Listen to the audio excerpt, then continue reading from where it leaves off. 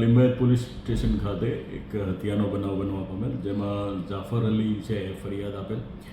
પોતાનો જે ભાણેજ છે આસિફ, ઉંમર વર્ષ 24 થી 25 વર્ષ, એ પોતે એક હિન્દ ટી કરીને એક ચાની દુકાન છે ત્યાં બેઠો હતો. ત્યાં એ દરમિયાન કલીમુદ્દીન, મોહમ્મદ દિલશાદ અને મોહમ્મદ શાહઝાદ, જે બધા તમામ આરોપી અને ફરિયાદી તમામ રાયપુર, યુપીને રાયપુર ગામના વતની છે.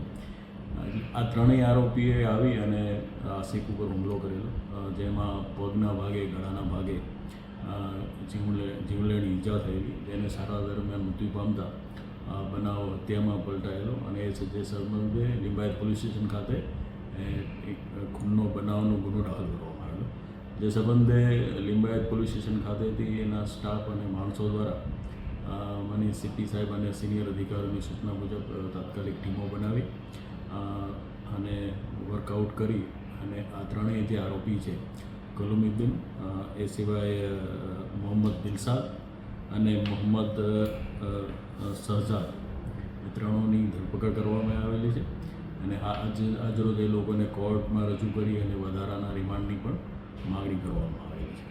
અને આ સંદર્ભે અન્ય કોઈ પણ સંડોવાયેલા છે કે કેમ, એ પણ પોલીસ હાલ એ દિશામાં તપાસ કરી રહી છે.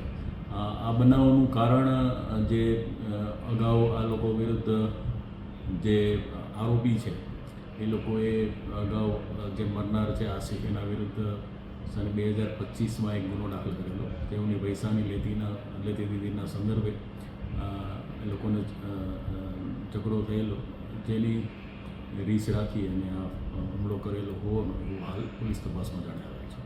વધુ તપાસ પોલીસ કરી રહી છે.